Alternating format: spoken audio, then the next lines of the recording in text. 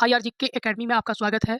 BPSC TR3 के लिए जिन लोग का 6 to 8 में SST पेपर है, उसमें जिन लोग का इकोनॉमिक्स है उन लोग के लिए मैं एनसीईआरटी का 500 प्रश्नों का सीरीज लेके आया था, जिसमें से मैं 409 प्रश्न करा चुका हूँ। आज 410 से फिर स्टार्ट कर रहा हूँ। तो 410 नंबर प्रश्न कह रहा है कि ग्रामीण क्षेत्रों में कितनी कैलोरी प्राप्त न कर सकने वाले व्यक्ति को निर्धनता रेखा से नीचे माना जाता है। तो ये आपका 2400 कैलोरी हो जाएगा। अब शहरी क्षेत्र में कितनी कैलोरी प्राप्त न कर सकने वाले व्यक्ति को निर्धनता रेखा से नीचे माना जाता है, तो ये 2100। इसके बाद अगला है 412 प्रश्न, दांडेकर रथ फॉर्मूला किससे संबंधित है, तो ये गरीबी माप से है। अगला है वर्तमान समय में भारत में गरीबी रेखा का निर्धारण किसके द्वारा किया जाता है, तो ये नीति आयोग के द्वारा किया जाता है। अगला प्रश्न है कि आय के वितरण की विषमता के माप की सर्वाधिक प्रचलित विधि कौन सी है, तो ये गिनी गुणांक है।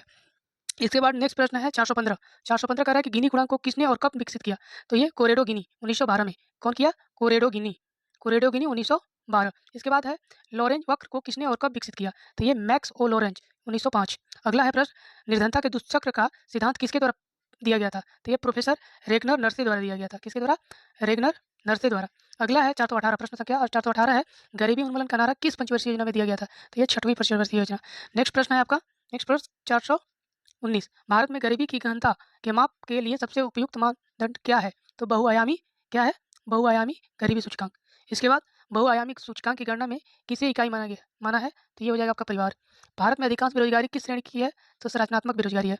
अगला प्रश्न है नेक्स्ट आपका प्रश्न है 422, बंधुआ मजदूरी उन्मूलन अधिनियम कब पारित किया गया, तो ये आपका 1975।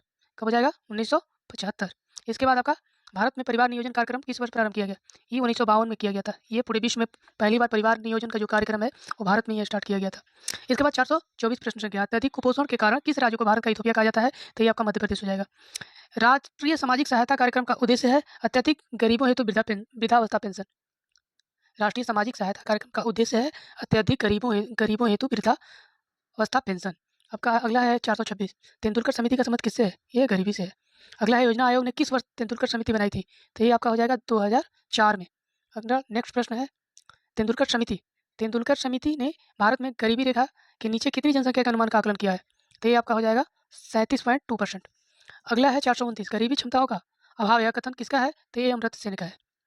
विश्व बैंक की रिपोर्ट के अनुसार भारत में 50% से अधिक निर्धन किन 4 राज्यों में निवास करते हैं, तो ये आपका हो जाएगा बिहार, उत्तर प्रदेश और मध्य प्रदेश। फिर अमर्त्य सेन के बारे में जो बोला है कि गरीबी क्षमताओं का अभाव है, यह कथन किसका है, तो अमर्त्य सेन का। अमर्त्य सेन को अर्थशास्त्र में प्रथम नोबेल पुरस्कार जो मिला था प्रथम भारतीय अर्थशास्त्र में नोबेल पुरस्कार पाने वाले अमर्त्य सेन है, जो कि 1998 में मिला था, और इनको भारत रत्न 1999 में दिया गया था। अब अगला प्रश्न देखिए, भारत में सामुदायिक विकास के मुख्य निर्माता किसे माना जाता है, तो ये सुरेश कुमार को माना जाता है।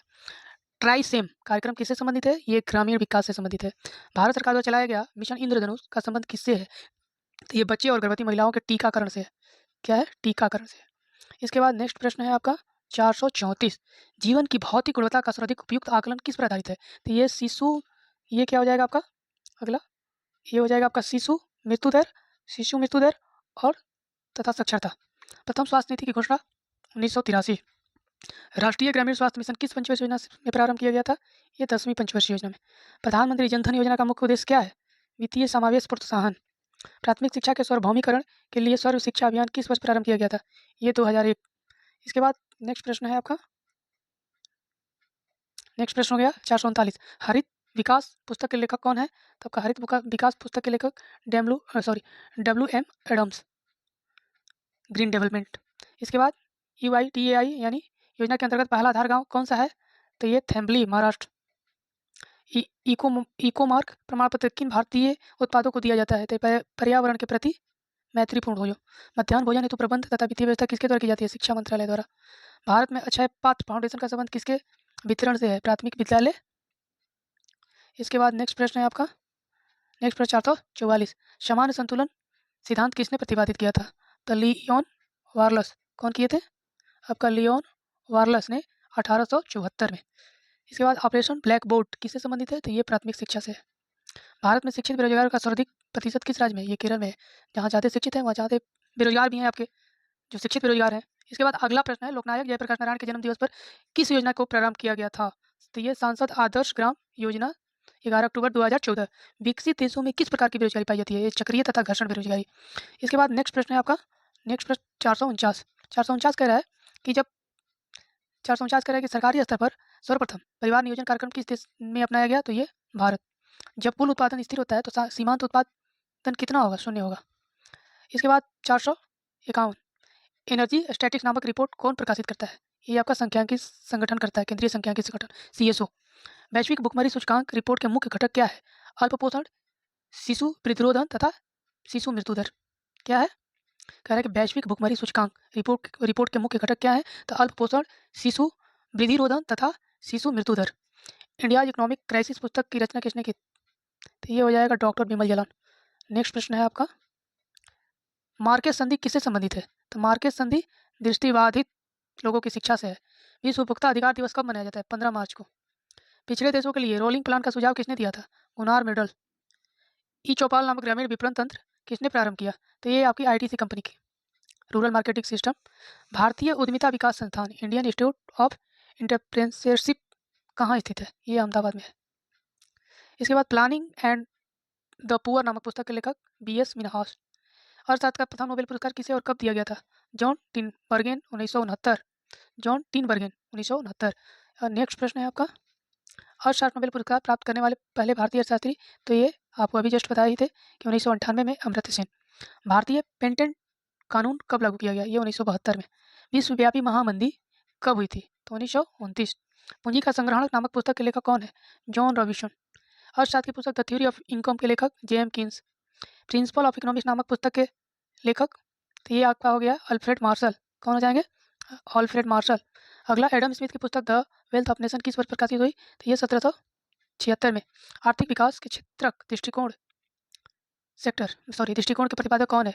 फिशर और क्लार्क। कौन हो जाएगा? फिशर और क्लार्क। ताती पाका तेल शोधक कारखाना किस राज्य में स्थित है? ये आपका आंध्र प्रदेश में। बर्गसन मापदंड किससे संबंधित है? कल्याण अर्थशास्त्र। डिजिटल इंडिया कार्यक्रम की शुरुआत 21 अगस्त 2014।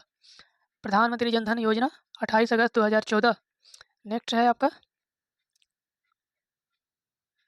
स्वच्छ भारत मिशन 2 अक्टूबर 2014। फास्टैग योजना 31 अक्टूबर 2014।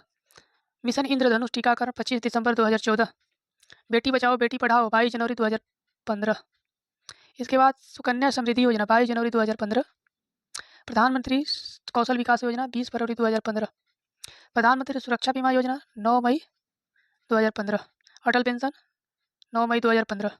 स्मार्ट सिटी परियोजना 25 जून 2015।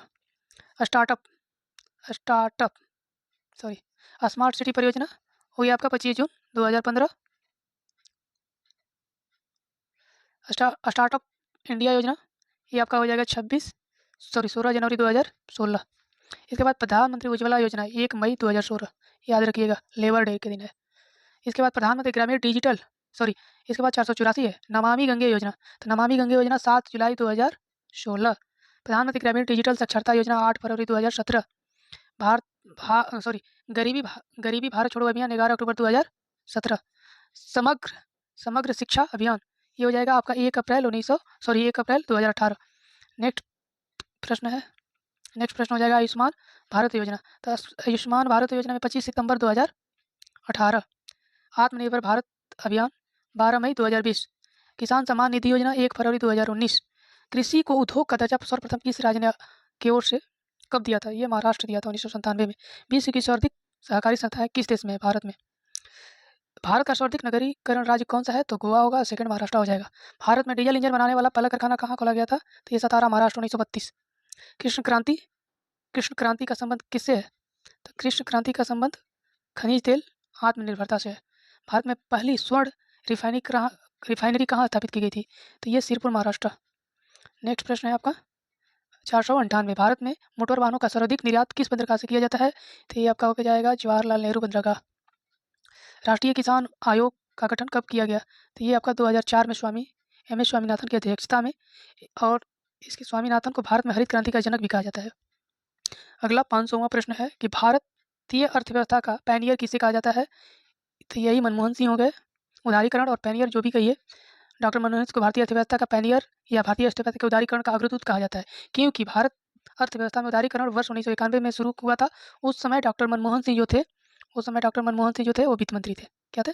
वित्त मंत्री थे, यानी 1991। तो अभी तक जो मैं 500 का सीरीज इकोनॉमिक्स का था उसको समाप्त किया। अगर आप लोग को अच्छा लगा होगा तो लाइक करिएगा, शेयर करिएगा और मेरे चैनल को सब्सक्राइब करिएगा। धन्यवाद।